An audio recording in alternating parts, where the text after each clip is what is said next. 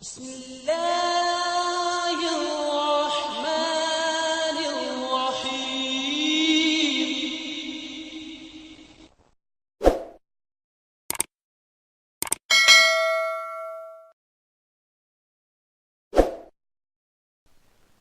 ہم تو رکھتے ہیں مسلمانوں کا دین، دل سے ہے خدا میں ختم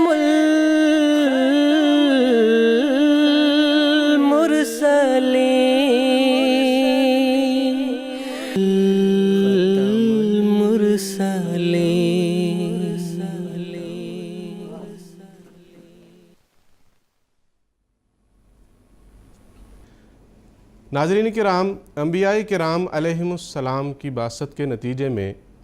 جہاں انبیاء کے مخالفین قعر مذلت میں گرتے چلے جاتے ہیں،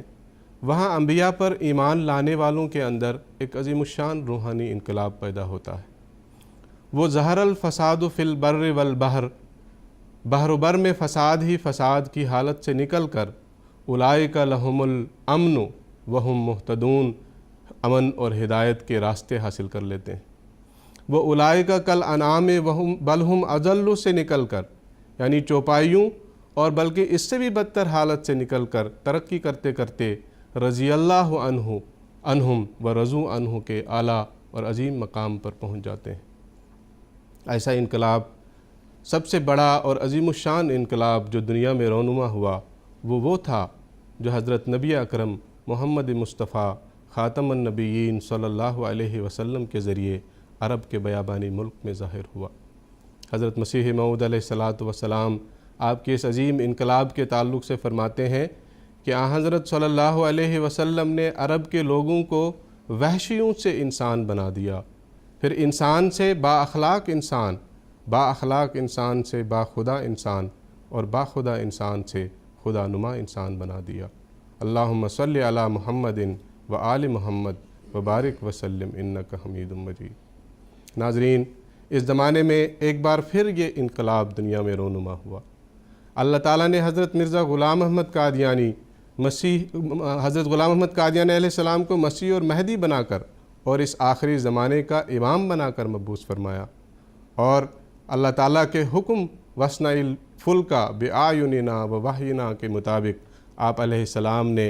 ایک نیک اور پاک جماعت کا قیام عمل میں لایا، ایک ایسی جماعت جو ما انا علیہ و اصحابی کے مطابق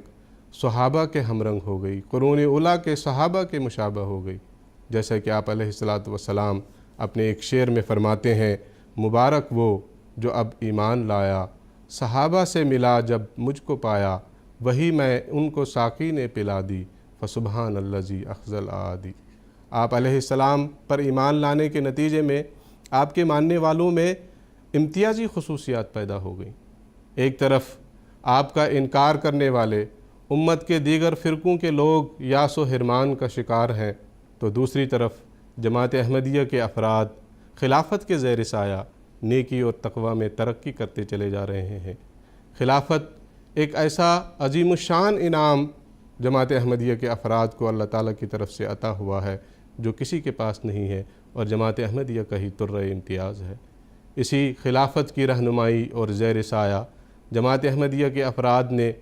نیکی اور تقوی میں مضبوط سے مضبوط تر ہوتے چلے جانا ہے، اور بالآخر انشاءاللہ العزیز ساری دنیا پر غالب ہونا ہے۔